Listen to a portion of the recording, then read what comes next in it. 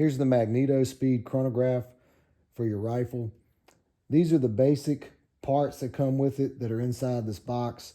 You get a product card with some information on it, general operational stuff, how to use the display, how to set it up. It comes with 2 spacers, one for a heavy barrel and one for your standard kind of tapered barrel. Here's your basic unit, and what you simply do is, after you have your spacer clicked in there properly, you want to make sure this screws all the way out as far as it can go. You're going to flop this over the barrel, hook it into the hook right here, and then you're going to pull the strap and cinch it down. And once it's tight on your barrel, then you can use this screw to tighten it up to put the final tension on it. What I noticed when I was using it, I had to cut a piece of cardboard stock, thin cardboard stock, and place right here to get the proper alignment between the bore and the measuring part right here. The instructions say when you're using it to bore sight down it to make sure that you have proper alignment, meaning that when you look down the bore, you don't see this protruding up in front of the muzzle, obviously, or you're going to see that's going to cause a problem. So that's one way to do it. It also says in the instructions to put a cleaning rod out the end of the barrel, and then you can see the alignment. And this thing has pretty precise requirements to get readings. So I'm going to say somewhere in that range right there is where the bottom of the bullet needs to be going over this. You know, it's pretty close. So in my opinion, using the cleaning rod is the most effective way to see the path of the bullet and how your alignment looks.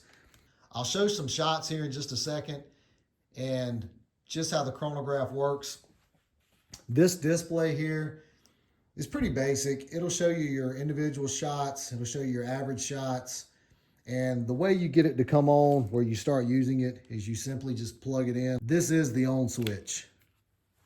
You saw the display come on. It goes through its little boot up process, and then in just a second here, it'll be ready. It'll tell you that you got it set in feet per second, and then the display does that. Now you're ready to start your shot. And it's a 1-button operation. I have not fully mastered that yet. I've only used this a couple of times, so I can't speak with a great deal of information about using this button. But as you play with it, you'll kind of start to get the hang of it. Sometimes I think the way the display shows the digital characters, they're a little hard to interpret sometimes, not making it the easiest just to look at the display and know exactly what you got.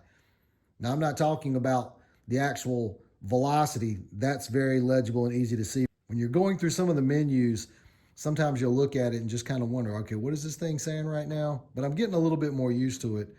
So I'm going to unplug it and turn it off, and let's go to some actual shots. If you look closely, you can see where I use the cardboard shim to help get proper alignment.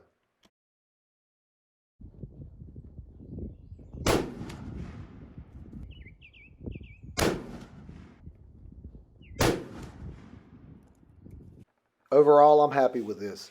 Sometimes it can be a little finicky to get it set up, but once you have it set up, it's a nice way to have a chronograph in a compact format with you.